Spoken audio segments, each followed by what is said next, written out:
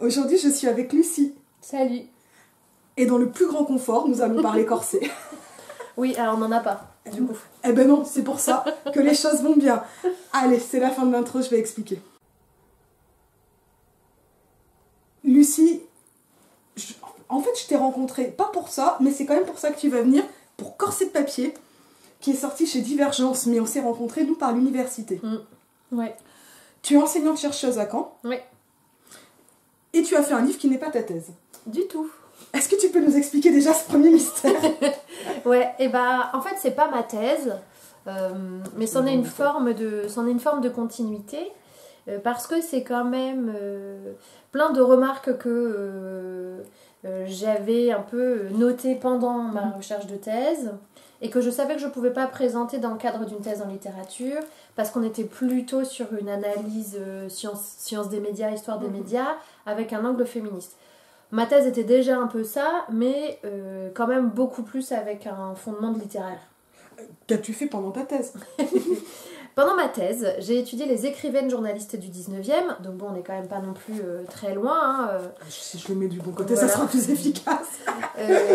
Et en fait, l'interrogation de départ, moi je viens de l'enseignement, et l'interrogation de départ, c'était mais où sont les femmes qui ont écrit dans les programmes scolaires? Bon, il y a plein de gens qui se sont posé la question avant moi, qui ont répondu qu'elles étaient à peu près nulle part, en tout cas pas dans les programmes scolaires. Mais moi ma question c'était mais du coup elles sont où véritablement?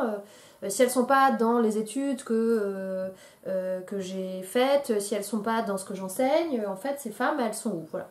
Ça c'était l'interrogation de départ, et qui a croisé très rapidement le fait qu'elles étaient certainement en presse, parce que tous les auteurs et tous les grands auteurs qui ont passé la barrière du temps sont quand même beaucoup passés par la presse pour ne serait-ce que gagner leur vie, quoi. Voilà. Et ça, c'est des choses qu'on oublie, mais qui en fait sont encore vraies aujourd'hui d'une certaine façon. Mais c'est alors parce que quand on dit en presse, c'est énormément de choses différentes. Notamment, vrai, les revues poétiques, etc. Donc des choses qui sont en plus très très vivantes en ce moment.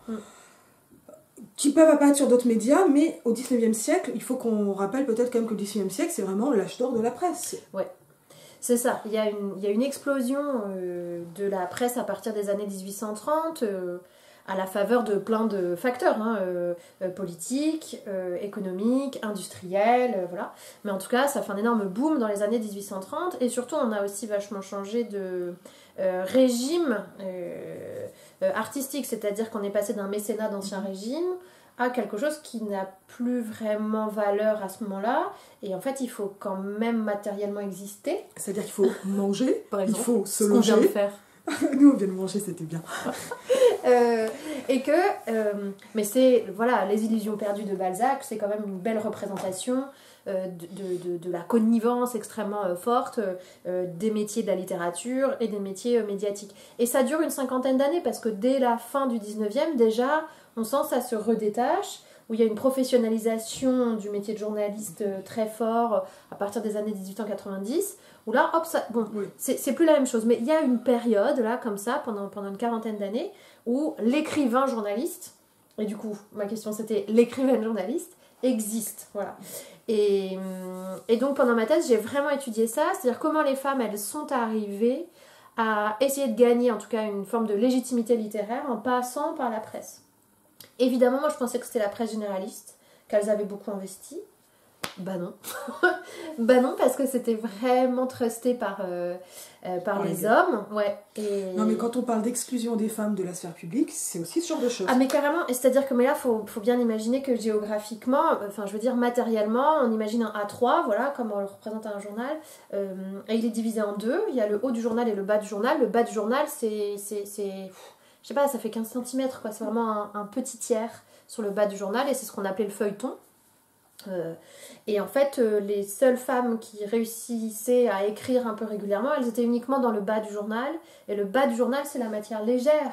Le haut du journal, là où on parle de politique, de bourse, d'économie, de ce qui compte à ce moment-là, hein, ce qu'on décide. Parce que ça compte. Voilà. Et pas ça compte. Mais bon, je pourrais pas m'en empêcher, je suis là pour en tout cas, parce qu'on a décidé que c'était ça qui était important pour voilà, le collectif, quoi. et ben en fait les femmes n'y écrivent pas, et les seules qui ont écrit, elles le font soit c'est un peu piégeux comme diraient nos amis au Québec, soit faut s'appeler George Sand, et encore c'est plutôt parce que elle a une place très particulière, hein. Voilà. Elle a un statut très particulier dans la sphère littéraro-médiatique, quoi. Voilà. Elle n'est pas considérée exactement comme une femme. Elle est quand même tout le temps ramenée à son statut de femme pour expliquer, hein, aux abonnés. Et en même temps, par exemple, au Dîner Manie qui rassemble des écrivains avec notamment Flaubert-Renan, Sand est invitée. C'est la seule femme, mais parce qu'elle n'est pas considérée comme une femme. Pour ses collègues et amis, alors pas tout le monde, hein, mais ils vont quand même lui faire des blagues misogynes en permanence, notamment Flaubert. Elle prend cher quand même. Elle prend vraiment cher, mais elle est hors genre. Voilà. Et c'est... Voilà, on ne peut pas faire de Sand une généralité, et au contraire, elle est prise comme l'exception qui confirmerait la règle, qu'elle peut parce que c'est un genre de monstre, en fait. Oui, c'est ça, c'est la monstruosité de l'androgyne. Hein. Et pourtant, il y a d'autres femmes qui ont... Voilà. Alors, donc ces femmes, elles écrivent où? Donc elles écrivent... Alors, elles écrivent dans le bas du journal, mais dans le bas du journal, c'est assez restreint. Hein. C'est des chroniques de mode, un peu de fiction aussi, les chroniques de théâtre. Il y a beaucoup de journalistes qui s'en plaignent que, en fait, on les assigne... c'est le genre du genre, quoi. On les assigne à des catégories qu'on considère comme mineures, hein, dans le journalisme. Elles font pas d'actualité, elles font pas de reportage, etc. Alors ça n'existe pas encore vraiment, le reportage. Alors ça dépend de la période. Ouais, c'est ça. Si, en tout cas pour le corset, j'ai un peu étendu, mais c'est pas que ça n'existe pas, mais en tout cas, il y a quand même une revue d'actualité, quoi. Il y a quand même quelque chose qui est, ne serait-ce que de l'exploration de la ville en mutation, qui est une protoforme de reportage. Hein. Ça n'existe... En tout cas, les femmes peuvent pas y accéder en presse généraliste. Et donc, en fait, où est-ce qu'elles vont? Eh ben, elles font des journaux féminins. Voilà. Et c'est vraiment le début... Au même titre que toute la presse spécialisée, hein, explose la presse féminine. Et il y a des dizaines et des dizaines et des dizaines de titres de journaux. Et j'en suis arrivée pendant ma thèse à en fait beaucoup étudier ça. Parce que je les ai trouvées, elles étaient là. Voilà, elles étaient là et ok, elles en font quoi? Qu'est-ce qu'elles y écrivent? Est-ce que c'est un support de la fiction? Oui. Est-ce que c'est un support d'autre chose? Oui. Et c'est aussi là qu'elles écrivent en collectif. Et à l'issue de la thèse... Je me suis dit, mais ça, il y a vraiment quelque chose à en faire. Et c'est de ça qu'est né le corset. Hein. Vraiment, c'est cette idée de cette presse féminine du début du 19e, enfin du milieu du 19e. Elle nous apprend tellement de choses sur notre manière d'envisager l'information dite féminine et pensée comme féminine. Et ça, moi, d'un point de vue féministe, pour le coup, waouh. Pas féminin. Il y a mille trucs à dire, quoi. Il y a mille trucs à dire, ouais. Et donc finalement, en vrai tu fais un peu ce que fait Barthes sur le système de la mode, sauf que toi tu parles du genre. Ouais, c'est ça.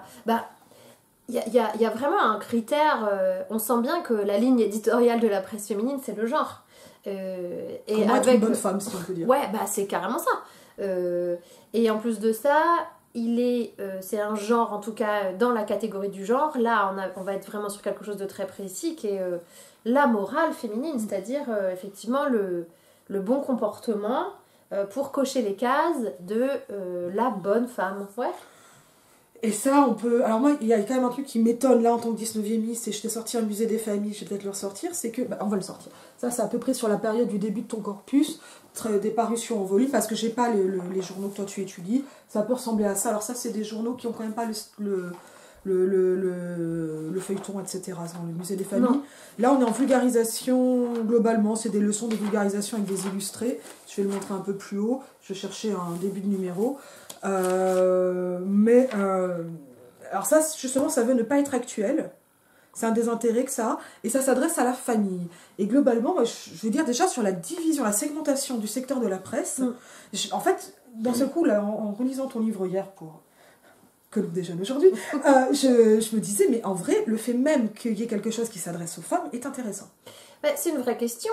Un peu comme ça, on voit. C'est une vraie question, mais même encore aujourd'hui, c'est-à-dire que donc la presse féminine, elle est administrativement considérée comme une presse spécialisée. Voilà, c'est pas de la presse généraliste. Et encore aujourd'hui... Ce qui montre bien que le masculin l'emporte sur le féminin. Merci, Monsieur le Président. ce dimanche. Non, mais c'est vrai, non, quoi, même sur ça. La presse généraliste, y a des titres aujourd'hui, hein, des titres historiquement féminins qui sont considérés qu'on a la catégorisation presse féminine, c'est le L. Le L a, après, quand même un gros job et du site internet et de la presse, et de la presse papier. C'est devenu généraliste. C'est devenu une presse généraliste, ouais. Okay. Alors, en fait, ça n'a pas vraiment changé leur ligne éditoriale. Moi, j'avais bossé dessus pour étudier comment elle représentait les manifestations contre la réforme des retraites là, de l'année dernière. Et en fait, ça n'a pas changé. Ça, vraiment, on voit pas... La différence n'est pas flagrante, quoi. On sent pas le changement de ligne. Mais j'ai l'impression que c'est toujours en jeu en presse féminine, en plus, dans les kiosques. Oui, quand même. Et puis, le public, en tout cas, les lectrices sont considérées principalement par leur genre. Et moi, je trouve que la question que ça pose, c'est qui écrit et qui écrit à qui, voilà. Et du coup, quels sont les thèmes et les rubriques que l'on pense être séduisantes pour le public type. C'est quand même, faut quand même admettre que l'information, oui, c'est commercial. Ça reste des entreprises commerciales et l'information dès le début de son explosion, elle est considérée comme un marché. Hein, voilà. Ça doit être rentable. Bon. Donc comment la presse féminine, elle fait pour être rentable? Finalement, comment le marché de la presse crée ou entérine le genre. À fond. Et puis avec en fait assez peu d'évolution. Moi je crois que c'est ça qui me fascine le plus, c'est que, et c'est aussi une des raisons du corset, où c'est quand même pas une étude comparative parce que je suis pas allée jusqu'à l'analyse du secteur de la presse très actuel et très contemporain, mais de ce qu'on perçoit de la presse féminine actuelle, son chemin de fer, les thématiques, la représentation des corps, etc. Et celle que je lis du milieu du 19e, ça n'a pas beaucoup changé, quoi. Et ça, de toute façon, à chaque fois, on me dit, oh là là, mais Zélie, tu trouves pas que ça a changé, les choses vont mieux? Oui, le corset, c'est un peu desserré. Moi, voilà. C'est vraiment... on a des soutiens-gorge à la place. Yeah. Et plus ça va, et plus je me dis, mais c'est vraiment ça. En plus, je prends une image qui est quand même moins fun que celle de la laisse. On a un peu plus de marge au niveau du cou. Ouais. C'est... Mais en tout cas... Et c'est une des choses que montre ton bouquin, clairement. Ouais. Et... Après, et on a besoin de l'apprendre, de le voir, savoir. Je pense que c'est important, parce que je me rends compte aussi de ça, que c'est un corpus qui est colossal, mais colossal. Vraiment, il y en a énormément. Alors, il y a des tas de trucs qui n'ont pas besoin de passer la barrière du temps, hein. Ça tombe des mains, tout ça, c'est pas très intéressant, mais n'empêche que ça existe, quoi, et que, à mon sens, les publications qu'on a actuellement, elles sont aussi à lire avec cette connaissance-là qu'on peut avoir de l'histoire de la presse féminine et d'où on vient, en fait. Moi, je suis une lectrice de presse féminine, alors que je suis enseignante-chercheuse en littérature 19e, je suis féministe radicale. Normalement, c'est pas, tu vois, j'ai rien de la lectrice, quoi. Et je le dis en intro, c'est vrai, ma mère a été hospitalisée plein de fois et longtemps. Mais bien sûr que le premier truc que je faisais, c'était de passer au premier kiosque et de prendre, tiens, le Cosmo, tiens, machin, tiens, bidule, sans même trop regarder ce qu'il y avait dedans, parce que je savais déjà ce qu'il y avait dedans. Et que, oui, dans une salle d'attente ou dans une chambre d'hôpital, faire les tests psycho, c'est quand même plus marrant que de s'angoisser, quoi. Voilà. Et donc, c'est réconfortant. Ben ouais. Finalement, il y a quelque chose de réconfortant dans voir ses attentes remplies, quand bien même ces attentes ne sont pas sous nos désirs. En fait, et peut-être, tu vois, cette divergence, justement, entre attentes et vous avez vu comment elle les place? Je n'ai pas fait exprès, là. Coucou, je suis Marie-Zoé et Françoise. Mais, pour le coup, j'en ai perdu ma phrase. Mais tu vois, et en même temps, on sait, c'est du su. Et en fait, ce qui est dingue, c'est que finalement, c'est le fait de baliser la route à ce point-là, explique peut-être probablement aussi pourquoi ça a été autant lu. Et puis je crois que, en fait, moi on en arrive sur la fin du livre là, et de ce que je crois fondamentalement et ce en quoi j'ai foi sur le média. Eugénie Liboyer, dont je parle beaucoup dans le livre, parce que je crois que je l'aime beaucoup, elle est extrêmement perspicace sur l'arrivée massive de ce qu'aujourd'hui on appellerait les médias de masse. Et elle le considère comme un outil politique, et elle dit qu'il n'y a pas de meilleur outil politique, là, actuellement, en tout cas de l'époque de laquelle elle parle, et que les femmes ne peuvent pas passer à côté. Voilà. Et moi, je crois toujours ça. Par contre, ce que je remets en question, c'est la caractérisation du féminin. Voilà. C'est ça que moi je questionne, alors qu'on pourrait vraiment plutôt aller vers la communauté d'expérience. C'est-à-dire que je pense que depuis qui je suis et avec toutes mes strates de privilèges, discrimination, origine sociale, de genre, etc., avec qui je relationne en termes affectifs, comment je construis ma famille, où est-ce que j'habite, etc., j'ai parfois bien plus à partager avec des mecs gays ou des personnes trans qu'avec une femme cis qui habite dans le 16e, tu vois. Enfin, donc en partant de, je crois, nos identités multiples et nos communautés d'expérience, là, on peut en faire un support de dingue. C'est-à-dire que moi, dans une presse de genre, pour le coup, et en fait, on en arrive à ton féministe gaze, quoi, mais vraiment, il y a de ça. Je vais te dire qu'on en arrive à Mara Montanaro qui viendra aussi discuter, mais on va faire quand même pas mal d'autres divergences, c'est prévu. Tu es la première, tu ouvres le bal. Excellent. Ce qui est très bien pour... Tu es dans mon carnet. J'ouvre le bal. Princesse Lucie. Non, on m'appelle la duchesse. Call me duchesse. Non mais en fait moi ce que je voudrais lire c'est j'arrête pas de me faire emmerder dans la rue quand je sors de tel métro à Paris ou quand je sors du tram à Caen parce que je ne vis pas à Paris. C'est quoi tes tips, tu sais, enfin, c'est quoi tes réparties ou tu vois, vraiment des choses qu'on traverse, quoi, qui nous traversent parce qu'on est une minorité de genre, voilà. Et ça, moi, c'est une presse que je veux lire. Et c'est une presse que j'invite tout le monde à construire. Allons-y. Après, je sais qu'il y a plein de... C'est un peu ce que fait le projet Popol auquel tu participes. Alors, en fait, j'y participe pas directement. Je l'ai soutenu à la naissance du truc, ouais. Où je suis allée faire un podcast. J'ai enregistré un podcast avec l'équipe pour le lancement. Mais moi, pour le coup, non, j'y participe pas. D'accord, excuse-moi. Non, pas de soucis. Mais allez soutenir Popol, c'est super. On mettra un lien sur le podcast, franchement. il est déjà en ligne. Oui. Je mettrai, j'ai raté le... Ouais, et puis c'est vrai qu'en fait, on a besoin de grilles d'analyse et de lecture féministe de l'actualité. C'est hyper important. C'est ce que font aussi les copaines de Sensord, c'est ce qu'essaye de faire aussi la Déferlante, mais enfin, il y en a plein d'autres. Mais on est sur un moment qui est assez crucial sur ça.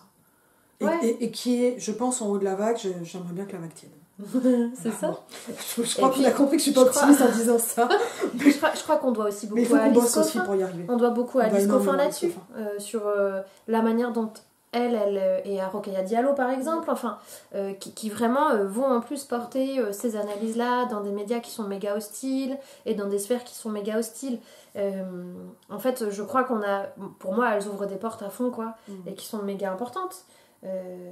Et je crois aussi que ces médias féministes, en tout cas ce support, déjà ça peut ne pas être le seul, évidemment qu'on en a plein, on écrit des livres, on fait du contenu sur les réseaux sociaux, on va en manif, on fait des... Voilà, je pense vraiment il y a...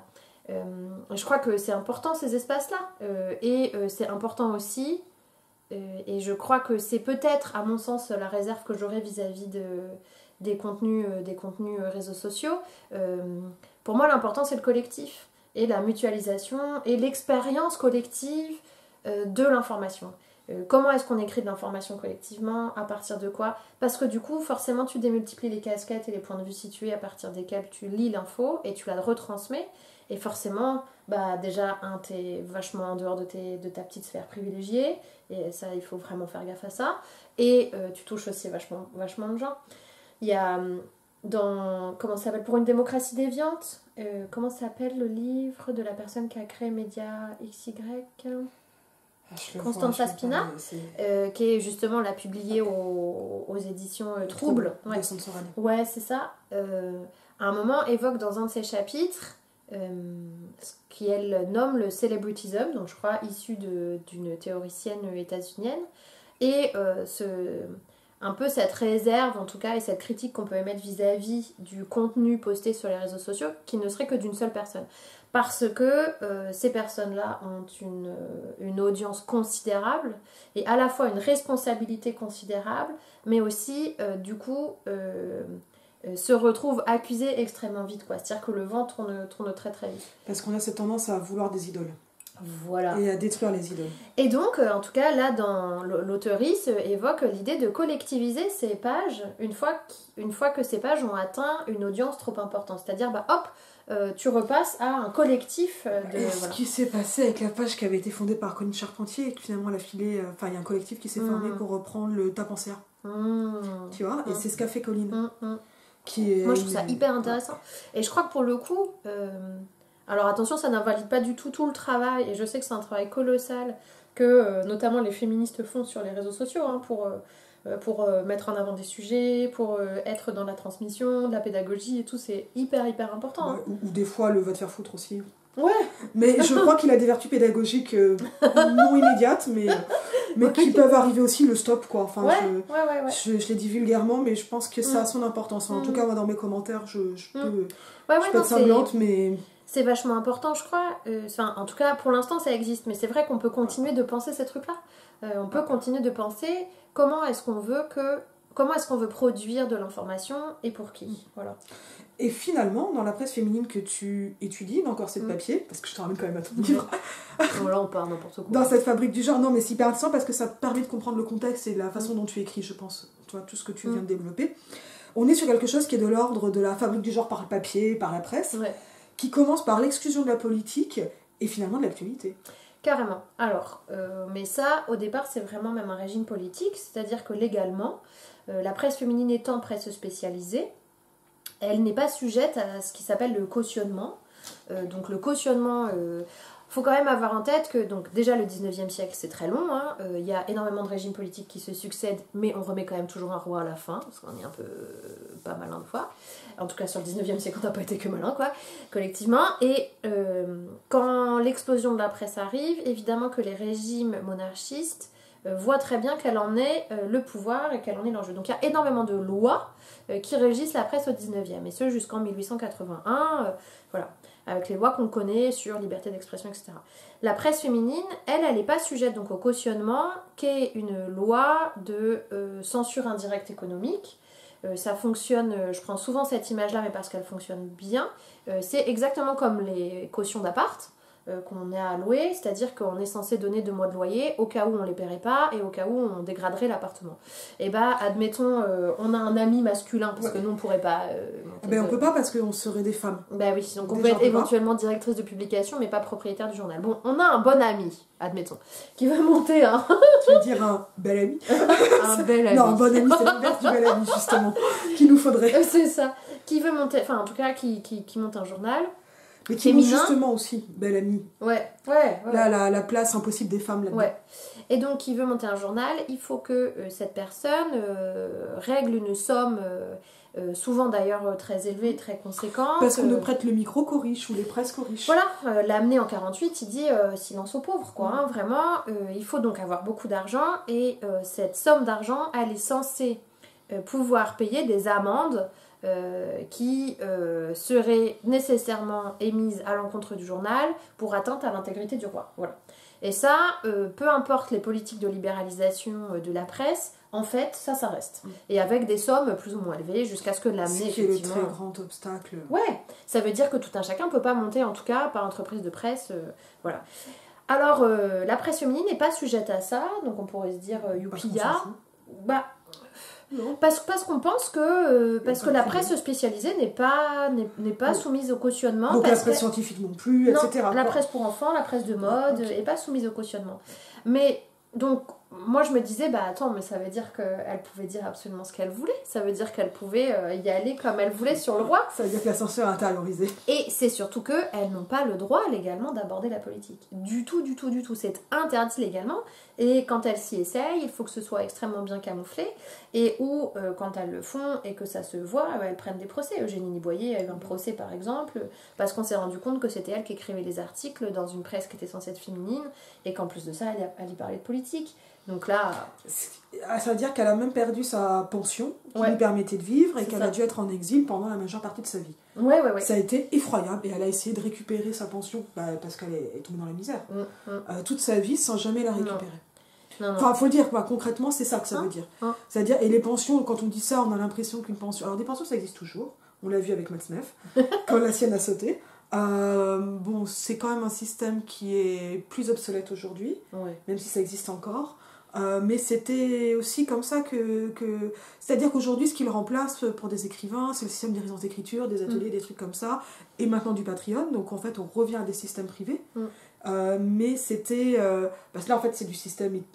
finalement étatique, hein, la pension, et parfois privée, les pensions à vie, voilà, c'est ça surtout qui est vraiment pour nous assez différent, mais c'est comme ça que vivaient la plupart des gens de l'être, en fait. Mais oui, parce que... Une fois qu'ils avaient décroché la pension, ils commençaient, ça leur suffisait pas forcément pour vivre, mais le nécessaire était là. C'est ça, mais c'est comme, pour le coup... il a rarement été comme aujourd'hui, quoi. C'est-à-dire que c'est extrêmement difficile de vivre décemment de sa production quasiment littéraire. Personne ne vit des lettres. Il y en a qui vivent des lettres. François Bon vit des lettres, etc. Mais François Bon vit Patreon, vit de YouTube, vit des ateliers, vit de plein de choses très différentes. Ça démultiplie les activités.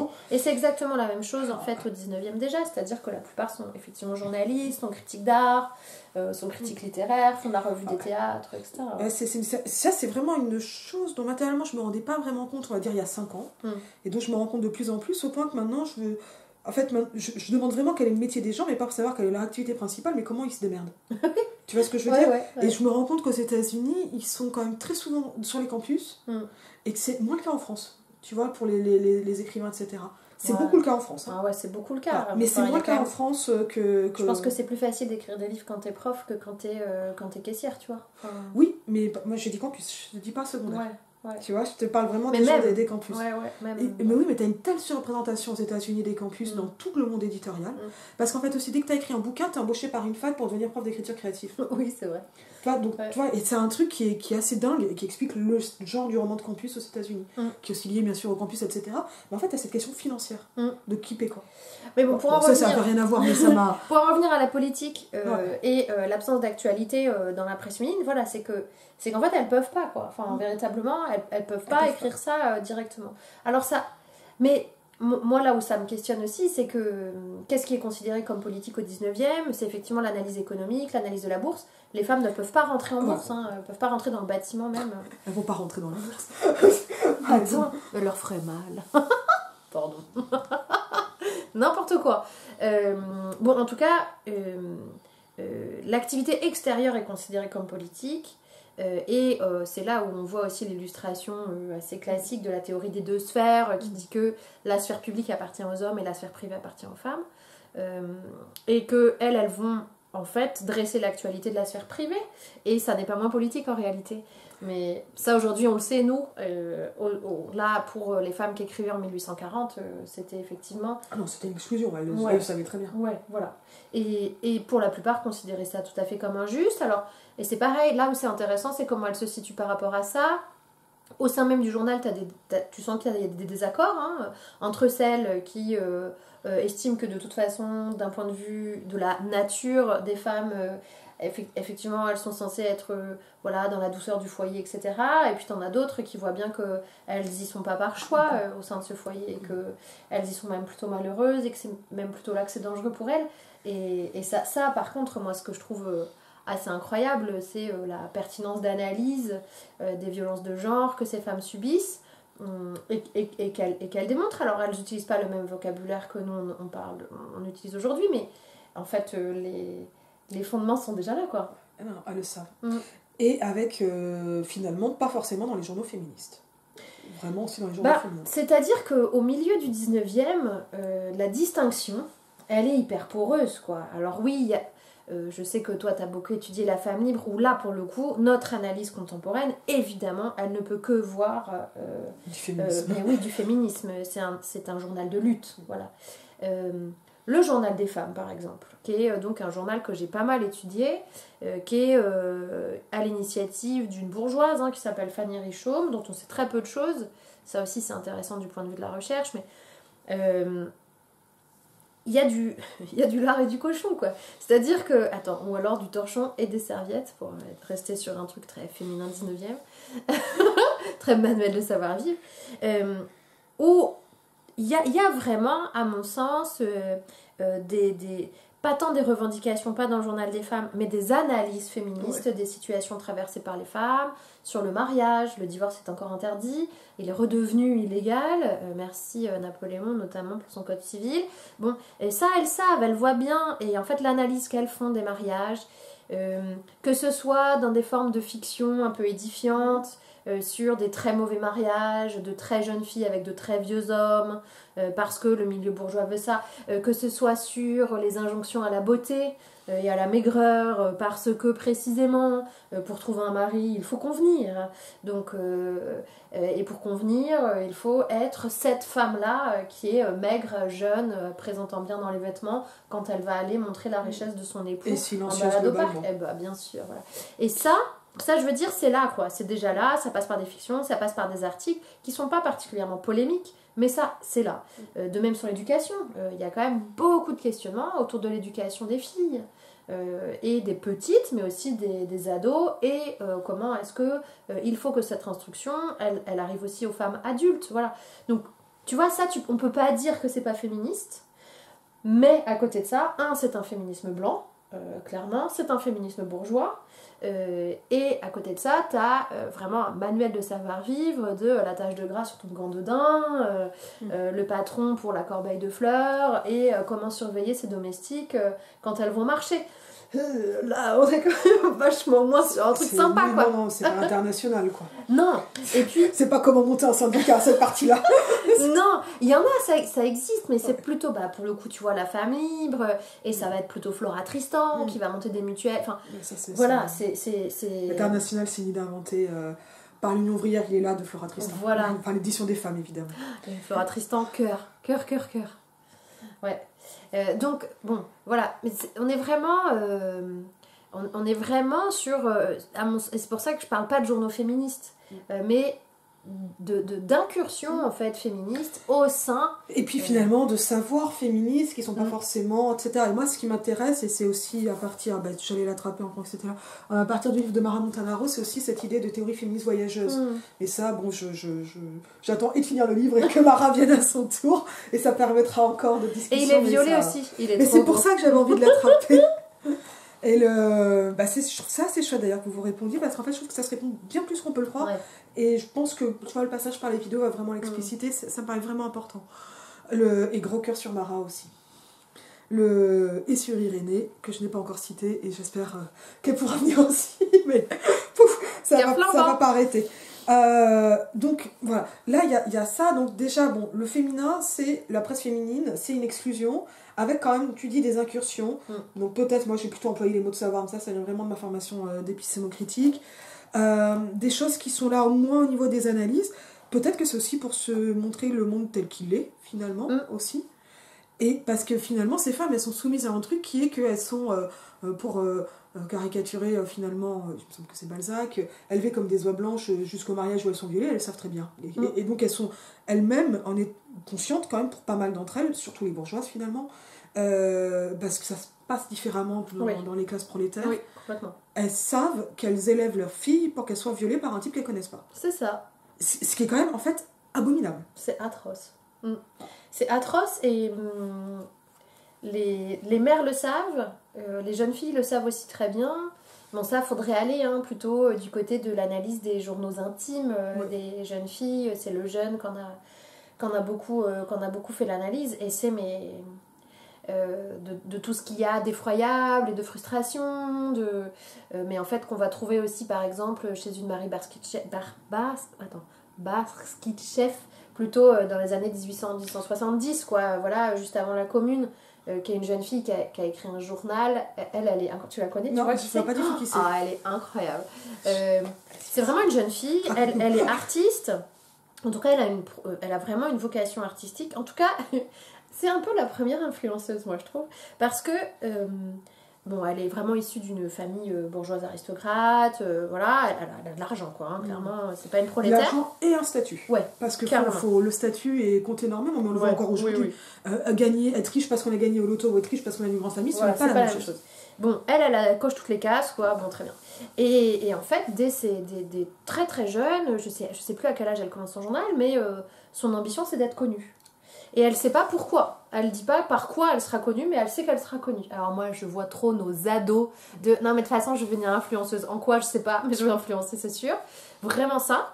Et sauf qu'elle y arrive. Elle y arrive super bien.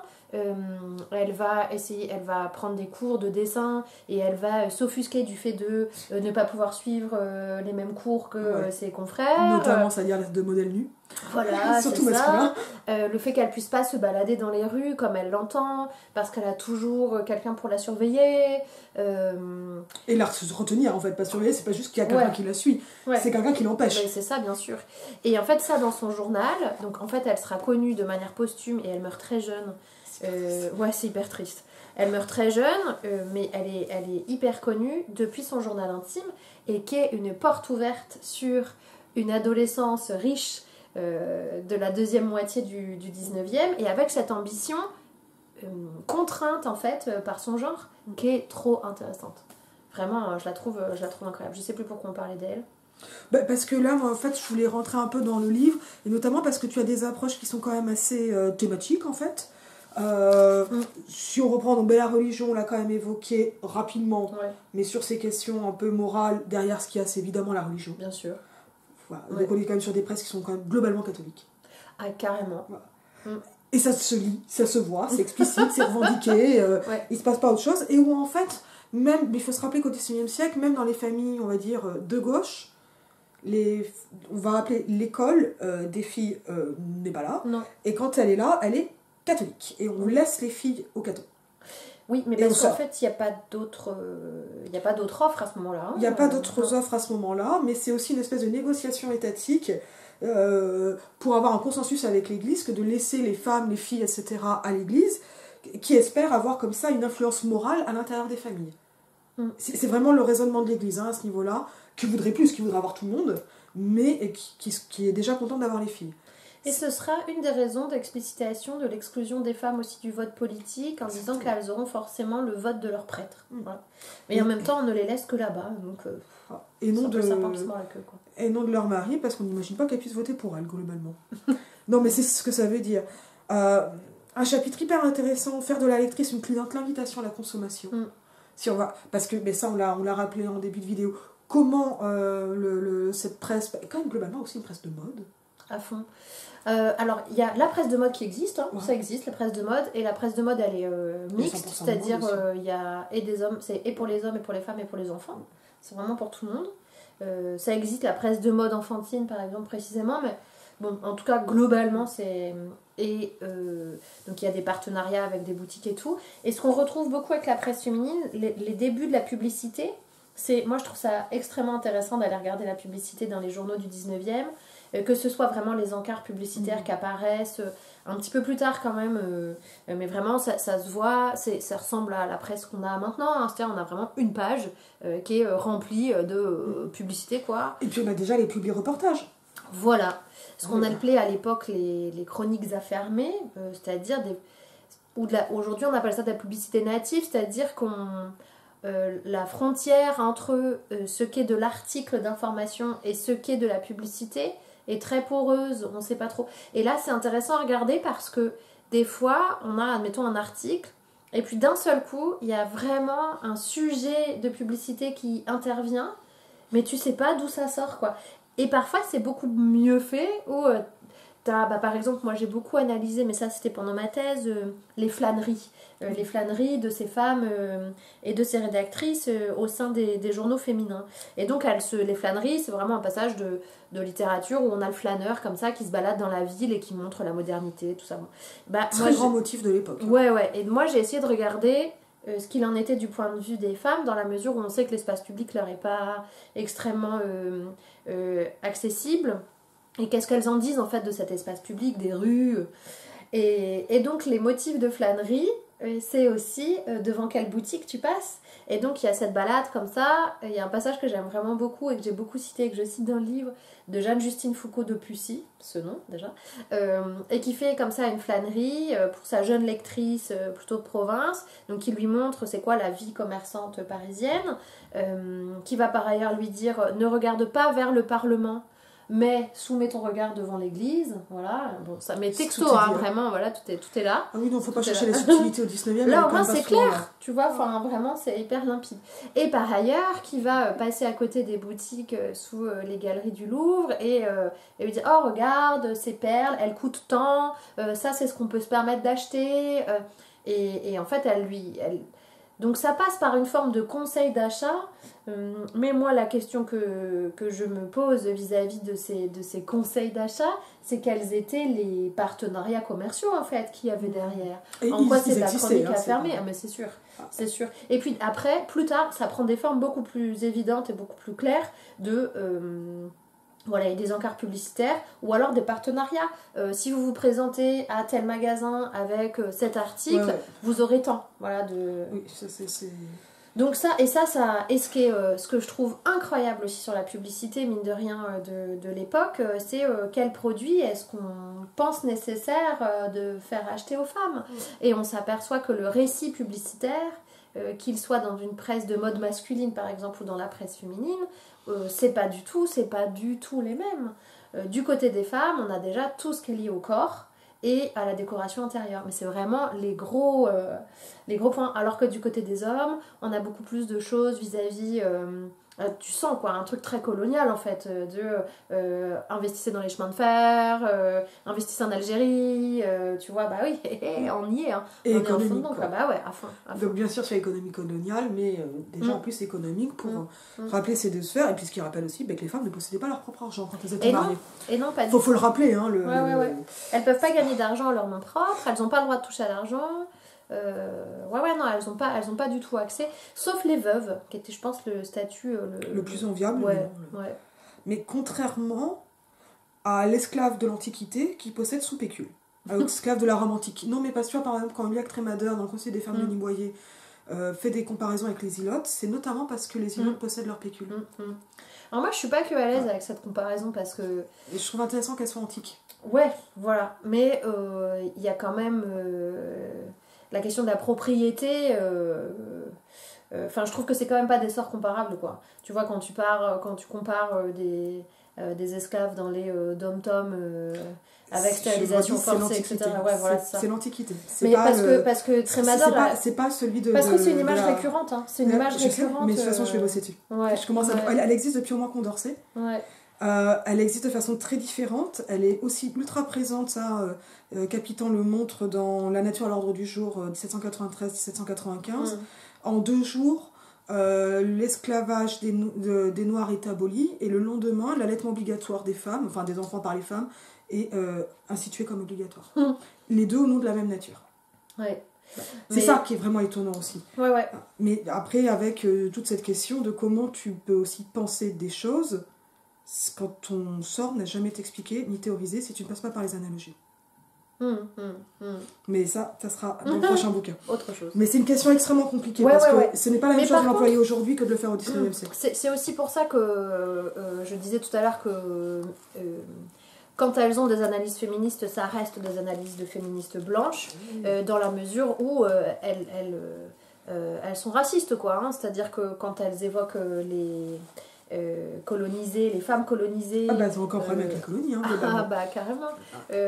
Je trouve ça assez intéressant, la manière dont est évoqué le vêtement, par exemple. J'avais fait une analyse comparée de 2 articles qui évoquent des robes, donc des robes vraiment françaises, quoi, pour le coup, pas blanches, où il y a beaucoup de couches de vêtements à fond, on voit pas du tout la peau de la personne, si ce n'est son visage.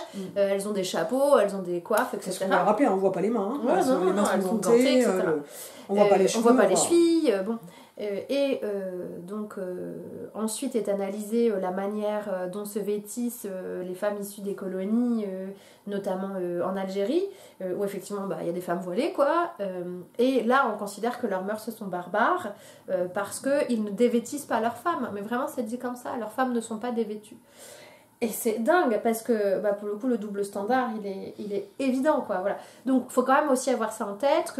Et pourtant, des discours je veux dire qu'on qualifierait aujourd'hui d'antiraciste existe. Flora Tristan, quand elle évoque les péruviennes, par exemple, elle a une perspective qui est carrément antiraciste, quoi.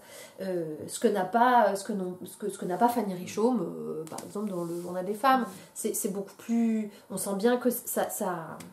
Alors qu'elle pourrait, là encore une fois, hein, souvent je trouve qu'il faut faire gaffe à ça, de se dire bah oui, mais on est au 19e, elle pouvait pas. Si, elle pouvait parce qu'il y en a qui l'avaient. C'était pas le même vocabulaire que celui qu'on emploie aujourd'hui, ça va de soi, mais n'empêche que ça existe, voilà. Qu'il y a un vrai discours sur l'esclavage, anticolonialiste, à fond, quoi. Donc elles auraient pu, mais elles n'ont pas fait ça. Bah, après, il y a des choses qui se font pas. Voilà, en tout cas pas là, quoi. Pas dans ces presses féminines bourgeoises. Et finalement, voilà, histoire des corps, ce qui est quand même aussi très important de se rappeler, c'est que la maigreur est quand même un idéal pour les femmes depuis très longtemps. Et la jeunesse. Et ça, alors pour le coup, la maigreur, moi j'avais l'impression que c'était hyper contemporain. Que c'était arrivé avec vraiment là, les années 80-90. Et je croyais qu'on avait des canons de beauté qui allaient vraiment sur la chair, quoi. En tout cas, avant le 20e. Et pas du tout, hein, la maigreur est déjà là, mais là encore, il y a... Même dans les années 50, même les années Marilyn, elles sont pas si épaisses, en fait. Mais ce qui est intéressant, en tout cas, ce que moi j'ai repéré, c'est qu'il y a une vraie dynamique de classe aussi. Qui doit avoir quel corps? Les bourgeoises blanches, elles ont besoin d'être maigres et jeunes. Et on leur vend ça vraiment à fond. Je fais l'analyse d'un corset d'une nouvelle édifiante. Donc c'est une jeune fille à la mode. Et une jeune fille à la mode, en fait, qui boit du vinaigre tous les matins. Pas parce que c'est bon. Non, pour se couper l'appétit. Alors ce que j'ai repéré aussi, c'est que c'est redevenu à la mode le vinaigre. J'ai repéré ça dans Biba, je sais plus quand. J'étais mais c'est pas vrai, mais arrêtez avec ça. Bon, ça a l'air d'être le nouveau truc pour calmer sa glycémie ou je sais pas quoi. Bon. Ce serait une autre analyse. Et en tout cas, c'est pour les salades. Voilà. Ou pour laver des trucs, le vinaigre blanc, c'est pas mal. Oui. En tout cas, cette jeune fille, elle boit du vinaigre tous les matins et elle en meurt, hein, véritablement. À la fin de la nouvelle, elle meurt. Et elle le fait pas parce que par coquetterie, hein, elle le fait pas parce qu'elle pense que c'est bien d'être jolie. Elle le fait parce qu'elle a besoin d'être jolie pour trouver un mari, parce que son père l'élève seule et que il faut qu'elle puisse trouver un mari rapidement, et que si elle trouve pas un mari rapidement, ça voudra dire qu'elle déshonorera sa famille et que de toute façon elle finira vieille, seule et pauvre, voilà.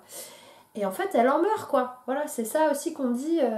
Et cette nouvelle, elle est édifiante, je trouve, à plein d'égards, de ce qu'elle dit de ce personnage, de ce qu'elle dit de l'injonction à la maigreur, de ce qu'elle dit du marché du mariage, et je trouve aussi dans l'instance narrative, de ce qu'elle dit de l'injonction paradoxale faite à ces jeunes filles sur la maigreur. C'est-à-dire que fais ce qu'il faut pour te trouver un mari, sois maigre, mais regarde, si tu fais trop...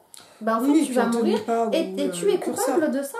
Tu vas faire là parce que la jeune fille évidemment rend sa famille triste parce qu'elle meurt et donc elle s'en excuse. Elle est sur son lit de mort là comme ça et elle dit qu'elle est désolée à son père de mourir. Et je trouve que ça fait porter et ça j'ai trouvé ça dingue, l'espèce de d'injonction paradoxale mais qui existe encore dans la presse féminine, de le fantasme de la femme totale, c'est comme ça que je le nomme là dans le corset. Il faut être tout en même temps. Voilà. Et là, ces jeunes filles, elles doivent être toutes en même temps. Mais en tout cas, sur le corps... sans aucun pouvoir. Mais oui. Et finalement, n'ayant tellement pas de pouvoir, ça c'est comme ça aussi une des analyses de l'anorexie, elles doivent absolument gérer le peu qu'elles ont. Et en le réduisant encore, puisqu'il faut maigrir. C'est une abomination. Et ça, c'est vrai. Donc, la maigreur bourgeoise, elle est valorisée. La maigreur des classes populaires précaires, là pour le coup est maladive, c'est-à-dire que là pour le coup c'est jugé négativement comme quelque chose de sale, de maladif, de gens qui savent pas prendre soin d'eux.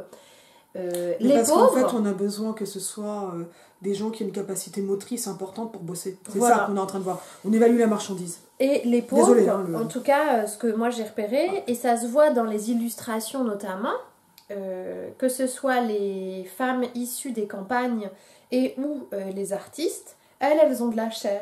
Elles ont de la chair et cette chair se voit. Évidemment que moi, l'analyse que j'ai eu envie d'en faire, c'est de leur côté disponible et sexualisable. Voilà. Elles sont alors effectivement, je pense une force de travail, t'as raison. Mais en plus de ça, elles doivent être sexualisables, quoi. Les hommes doivent pouvoir poser le regard sur leur forme, parce qu'on sait qu'en plus la sexualité ne se fait pas avec l'épouse bourgeoise. Elle se fait effectivement dans les bordels, on viole les domestiques. Avec ce truc très paradoxal, je me souviens, je crois que c'est dans Guerre aux hommes d'Olympe Audouard que j'avais lu un truc, mais vraiment très ambivalent, où Audouard, donc qui était journaliste, plutôt Second Super Empire, importante, ouais. il me semble que c'était dans Guerre aux hommes, reproche aux filles du peuple d'être belles et bien en chair, en disant que c'est pas possible aux bourgeoises de l'être et que c'est une concurrence déloyale. C'est carrément gonflé. C'est vraiment dégueulasse, hein, mais tu vois... C'est pas ambigu, c'est dégueulasse. Non, alors moi, ce que j'avais trouvé ambigu, c'est sur ce que ça veut dire du marché de la beauté, etc. Sûr, et sur quelque chose qui est à la fois... donc, qui est dégueulasse, qui est du mépris de classe, qui en même temps essaie de mettre une sororité qui clairement fonctionnait pas. Enfin, il y avait quand même aussi des façons compliquées de l'appréhender. Non, mais c'est sûr. Et puis, il y a les artistes, les actrices, voilà, hein, celles à la fin du siècle qu'on appelle les demi-mondaines, en fait, qui devaient compléter leur revenu d'actrice par du travail du sexe, en fait. Ça fait partie du job, ça. Ah bah ouais, ça fait... Et ce qui n'est pas le cas pour les acteurs, hein, qu'on s'entende. Ouais. Donc, il y a vraiment, et je me suis posé la question aussi de l'intérêt de la maigreur pour le régime patriarcal. Pourquoi est-ce que ces femmes doivent être maigres? Alors, je pense qu'il y a vraiment plusieurs choses. Il y a l'absence de mouvement. Si t'es maigre, très maigre en tout cas, et que tu te maltraites que tu t'alimentes mal, que tu t'enfermes dans un corset. Ah mais tu cours pas les rues, hein. Voilà, de toute façon les rues n'étaient pas... Et je crois qu'il y a vraiment ça. Et même si tu regardes les vêtements et la manière dont ils étaient faits, et il y a plein de récits et de témoignages comme ça, hein, de femmes qui disent combien les vêtements les contraignent et que ça les empêche de se mouvoir. Parce qu'en fait, elles sont des porte-manteaux. Les femmes bourgeoises, j'entends encore une fois, hein, la dynamique n'est pas du tout la même dès qu'on change de classe, mais elles sont des porte-manteaux dont l'unique fonction est de faire valoir, c'est un faire valoir de la richesse du mari, faire valoir dont les maris ont besoin eux-mêmes pour augmenter leur capital culturel et économique, bien sûr. Voilà, en fait c'est ça, être une épouse bourgeoise, c'est être un porte-manteau. Et il faut être éduqué en ce sens-là. Il faut trouver matière à être... il faut se transformer en porte-manteau, quoi. En cintre. Ce qui n'a pas tellement changé. Non, je crois pas. Si, sur des trucs, quand même. Non, mais ça... alors ça, tu le vois... Quand tu te promènes dans Paris, ne serait-ce que par arrondissement, l'IMC des femmes change. Ah ouais? Et c'est frappant. Dans les quartiers vraiment, vraiment bourgeois, 16e, 7e, tu vois, autour de Saint-Sulpice, etc., 6e aussi. Je connais pas. Les femmes, alors, vont vraiment avoir des habits de... Alors, tu vois, hein, local, pas local, pour celles qui sont dans les rues, hein, ou quand tu essaies des habits de grande marque, de couturier, je me rappelle, je suis passée l'agrégation, donc il y a 10 ans, je suis pas grosse, hein, je devais quand même faire 10 kilos de moins, et ne pas trouver un pantalon à ma taille dans un magasin rue du Bac. Et où le 42 était un 36 standard. Non, je veux dire, c'est réel en fait. Hein, donc c'est quand même... puis, moi, je trouve ça effrayant. Il y a plein de critiques à faire en plus, hein, sur le body positivism maintenant. Bon voilà, et puis il y a des personnes qui luttent, hein, contre la grossophobie. Barbara Butch notamment, moi, que je trouve... juste trop chouette, quoi, dans ce qu'elle présente mais voilà, le nombre de fois que elle présente ça, et bon, combien de une fait-on avec des personnes qui font... Il n'y a pas le poids médiatique, quoi. C'est vraiment, là, encore une fois, j'ai l'impression que c'est...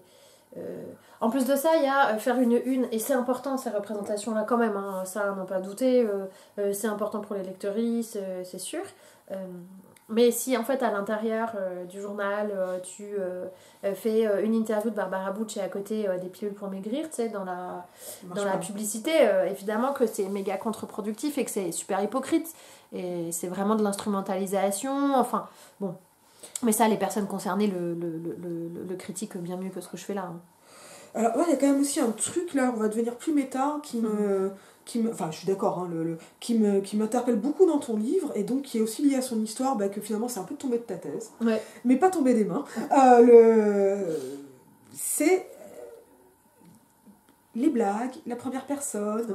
Et ça, c'est très rafraîchissant, mais c'est clairement pas académique. Comment ça s'est mis en place, ça? Alors, hyper spontanément. C'est-à-dire que... Comme on le voit, comme on l'entend en t'entendant. Vraiment, en fait, c'est arrivé parce que, bon, l'écriture de thèse, j'ai adoré, hein, vraiment. J'ai trouvé que c'était une expérience intellectuelle méga stimulante. J'ai eu besoin de ça pour vraiment, m'outiller en rigueur méthodologique, voilà, la documentation, les archives et tout. Et ce que j'ai trouvé extrêmement agréable avec le corset, c'est que cette méthode-là, je l'ai tout à fait appliquée, mais avec une écriture beaucoup moins contrainte. L'écriture de thèse, c'est une écriture très contrainte, c'est normal, c'est des codes scientifiques, bon, mais voilà, le T minuscule pour la note de bas de page plutôt que le T majuscule, tout ça, c'est, en tout cas dans la pratique de l'écriture, vachement ennuyeux. La démonstration, en revanche, pas du tout. Ça, j'ai trouvé ça trop chouette. Et là, je savais qu'avec Divergence, tout de suite, très rapidement, quand on en a discuté, il y avait cette idée d'être sur une écriture beaucoup plus fluide et que je voulais aussi beaucoup plus accessible. Je voulais vraiment sortir ces analyses et ces théories-là de la sphère universitaire parce que je pense que c'est du savoir important à partager collectivement. Voilà. Et donc, je voulais que des personnes qui étaient abonnées pendant 25 ans à Femmes Actuelles puissent le lire, aussi bien qu'une jeune femme trans qui s'est abonnée à Biba parce que c'est là qu'elle retrouve les codes de la féminité dont elle va avoir besoin pour son passing, enfin tu vois. Et je voulais que tout le monde puisse avoir accès à ça et On a eu une petite coupure de carte SIM, c'est entièrement de ma faute. Mais à coup de pas, c'est vraiment pas grave. Donc toi tu disais, voilà, une écriture, donc tu expliquais que tu voulais une écriture plus accessible pour plein de femmes différentes. Ouais, c'est ça. Et pas forcément académique. C'est ça, je voulais que ce soit facilement préhensible et accessible par plein de gens. Faire sortir ça de l'université, c'était vraiment voilà. Et la question de la première personne... je voulais aussi que, tu sais, il y a un truc un peu culpabilisant, je trouve, dans le fait de lire de la presse féminine, où on aurait tendance à penser que, c'est pas bien... C'est un truc de gourde. Ouais, c'est ça, c'est un peu un truc de quiche, quoi. Tu lis Biba, vraiment, voilà. Comme le slogan de Cosette, d'ailleurs. Ouais, on nous prend pour des quiches. On nous prend pour des quiches et féminines, mais pas du capiton. Voilà. Enfin, qui est quand même assez culpabilisant, en fait, aussi. Hein. Ouais. Et ce que moi je voulais aussi à travers ça, c'était de se dire, mais en fait c'est ok, enfin, en plus voilà, le côté, et ça sent, voilà, mon analyse elle est féministe, et oui je suis universitaire, bah n'empêche, tu sais quoi, je suis une prolo qui lit de la presse féminine, et alors, enfin tout va bien. Mais n'empêche que, on peut très bien par contre en avoir une distance critique, une analyse critique, c'est ça que je voulais. Et je trouve qu'on a aussi, et je trouvais ça vachement intéressant d'arriver à la première personne, parce que forcément qu'on en a une lecture sensible, et que forcément ça nous fait des trucs individuellement, ce rapport qu'on a là au code du féminin qui nous sont tout le temps balancés, et que ça crée des espèces de sentiments paradoxaux vis-à-vis de soi, et je le dis plein de fois, et je pense que mon idée c'était aussi d'être dans des formes de déculpabilisation, non pas pour rendre ces lettres de noblesse à la presse féminine dont je pense qu'il faut continuer à être méga critique, mais pour dire ok, lisons-le, mais par contre assumons-le, et en l'assumant je crois qu'on pourra d'autant plus la transformer, voilà, parce que mon but, je crois, dans le fond, c'est ça, c'est de révolutionner la presse féminine. Et peut-être même la féministiser, mais pas seulement, je crois. Peut-être. On verra. Et donc ça, voilà, et c'est pour ça aussi que ce prologue sur des moments de lecture, voilà, au moins il change, il montre cette continuité historique. Ça c'est aussi très important au 19e, et il le situe, donc tu dis sans cette culpabilité, mais je crois que ça amène aussi quelque chose qui est très situé, et comme les blagues, tu vois, qu'il peut y avoir, rendre la chose accessible, drôle, légère, mais moi je dirais aussi situe dans une forme d'humour, parce que l'humour est situé, enfin, et qui va aussi expliciter, je crois, sans forcément dire bonjour, Lucie Barrette, féministe. Bonjour. Ouais, et puis je crois, tu sais, on parlait de l'écriture de thèse et tu disais que c'était très différent de ma thèse, forcément quoi, parce que le support est méga différent. Et je crois que les blagues, il y a de ça aussi. Tu peux pas te permettre de faire des blagues dans une thèse, enfin toi-même tu sais quoi. Moi j'en ai fait. La chance, moi pas. Et que Et en fait, je trouve que c'est... Je crois que j'avais aussi besoin d'exister dans cet écrit-là. Je dis pas que ça m'a... Enfin, je crois que l'écriture de thèse, elle a été vraiment une étape importante, moi, dans mon lancement dans l'écriture, mais que c'était pas mon idéal d'écriture, voilà, l'écriture de thèse, alors que ça, carrément plus. Où il y a quelque chose de, je trouve... ouais, c'est savant, quoi, évidemment. Il y a de la méthodologie, c'est rigoureux et tout. Mais bon, on n'est pas obligé de se prendre méga au sérieux non plus, quoi. Et je crois qu'il y avait de ça, que j'avais vraiment envie d'exister dans cet écrit-là, comme ça, de... Bah, moi, en fait, ce que j'ai envie de faire, c'est ça. Voilà.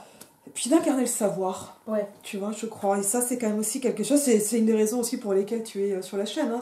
Ça poursuit, ça prolonge l'incarnation du savoir, comment on fait, comment ça se passe, comment ça se construit. Mais pour faire ça, t'as beaucoup de moments d'archives, t'as des moments sur Gallica, t'as des moments en bibliothèque. J'en sors, là. Ah non, mais voilà, faut le dire, hein, on n'écrit pas ça au fil de la plume. Hein. Non, c'est... Alors, le mythe romantique de l'autrice à la terrasse du café parisien... Il n'y a pas.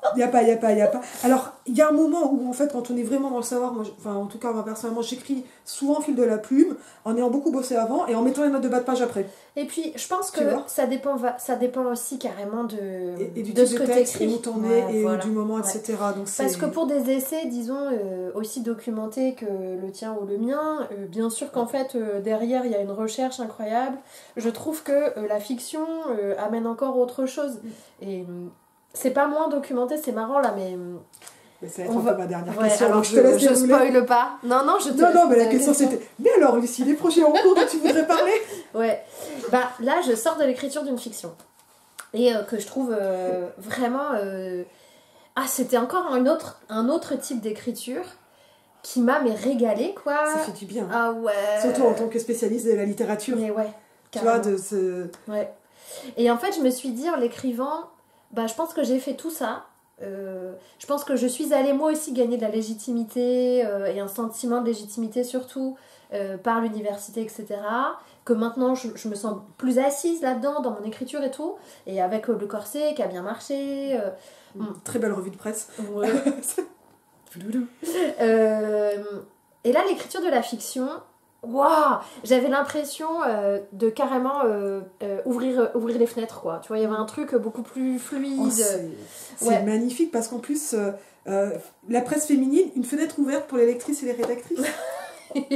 Donc t'as ouvert la porte, en fait. C'est ça. Bah ouais, il y a quelque chose qui s'est vraiment ouvert. Et je sens que j'ai appliqué la même méthode de documentation, de rigueur. J'ai énormément lu, j'ai écouté, je sais pas combien, des centaines de podcasts pendant 1 an, pour que ça infuse, quoi. J'ai fait des appels à témoignages, j'ai fait des entretiens avec des gens et tout. Et ça a infusé de... Effectivement, là, il n'y a pas de note de bas de page dans le roman. Tu peux pas dire Madame machin, page temps, date, machin. Effectivement, tu le situes pas comme ça, mais en fait, c'est quand même là, quoi. Et ça, j'ai trouvé ça réjouissant, ouais, vraiment, vraiment hyper agréable. Et donc là, ce roman-là, donc il est fini, il a été relu, merci les lecteuristes de l'extrême, et il est parti essayer de trouver sa maison d'édition. Donc les maisons d'édition à qui je n'aurais pas encore envoyé, faites-moi signe. Les autres, lisez. On attend les réponses, on est impatient. J'attends les réponses. Mais bon, c'était il y a peu de temps, donc je sais que ça prend du temps. C'est 6 mois en moyenne, maison d'édition. Je sais que ça prend du temps. Et là, j'ai signé, bah, tu vois, là, cette semaine, un super contrat avec les maisons d'édition Pérégrine. Donc, je suis super, super contente pour un projet, pour un projet dans une de leurs collections. Donc, ouais, je suis vraiment, vraiment contente. Et ça, on se donne rendez-vous début 2025. Ça arrive bientôt. Hein. Ça va aller vite, hein. Ça va aller super vite. Ouais, faut que je retourne en bibliothèque, là. J'y vais, là. Alors, on va te laisser partir. Est-ce qu'il y a une question que tu aurais voulu que je te pose et que j'ai oubliée? Quel était mon signe astrologique? Non, pas du tout. Mon scientisme ne pose pas ce genre de questions, mais si tu veux... Ouais, ce que j'ai découvert il y a peu de temps et que je trouve vraiment agréable dans l'écriture, c'est l'écriture en collectif. Et ça, je trouve ça important et cool d'en parler. Où on est donc moi j'habite à Caen et on a un groupe féministe qui s'appelle le Camp Féministe Camp et où on écrit un fanzine en collectif. Oh, trop bien. Et c'est, mais je trouve hyper important en fait de faire ça ensemble. Et ce que j'aime beaucoup aussi dans ces écritures collectives, c'est que en fait tout le monde fait de tout. Donc tout le monde écrit, tout le monde découpe, tout le monde met en page, tout le monde va prendre une caisse prix libre pour l'emmener à tel truc, à tel machin. Et cette espèce de distribution collective de la compétence, elle est mais méga réjouissante. Et je crois que là, il y a un enjeu assez important d'un point de vue politique et militant. Historiographique, scientifique, parce que le faisant, tu comprends mieux ce qu'elles ont fait. Bah ouais. Et ça, c'est hyper important. C'est trop bien. Ouais, voilà. Eh ben, tu m'enverras les liens, on mettra tout ça en description. Carrément. Merci infiniment, Lucie. Merci Azali, c'était trop chouette. Super. Et je vous dis à bientôt.